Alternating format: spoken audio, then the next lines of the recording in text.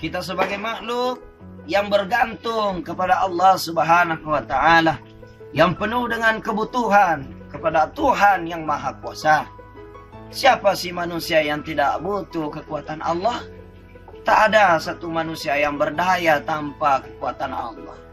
Kalau mau percaya, coba ketika ada orang mengaku dirinya hebat, bawa di tengah laut, kemudian engkau bocori perahu yang dia tempati untuk berada di atas laut yang sangat dalam itu, maka tentu mereka akan teriak minta tolong, disebabkan karena mereka membutuhkan kekuatan di luar dari kekuatannya. Menandakan bahwa kita sebagai manusia butuh Allah Subhanahu wa Ta'ala yang Maha menolong hamba-hambanya. Maka kewajiban kita adalah berdoa kepada Allah. Ad-du'a mukhul ibadah. Doa adalah kunci dan sumber ibadah. Ad-du'a'u silahul mu'minin. Doa adalah senjata orang beriman.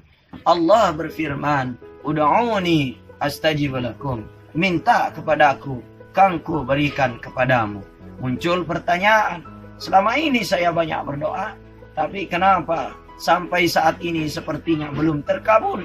Maka hendaknya kita memeriksa 3 perkara. Perkara pertama, kita periksa bagaimana makan minum kita. Halal apa tidak. Karena makanan dari sumber yang haram akan menghalang doa kita di hadapan Allah Subhanahu wa Ta'ala. Yang kedua, hendak kita mengecek, memeriksa bagaimana ibadah kita. Karena dengan ibadah, falyastajibu li wal yu'minu bi, ketaatan kepada Allah dan keimanan kita kepada Allah mempengaruhi terjawabnya dan terkabulnya doa-doa kita. Dan yang ketiga, hendaknya kita mengecek dan memeriksa, dan ini yang terpenting, bagaimana kita dengan perkakas-perkakas kehidupan ini.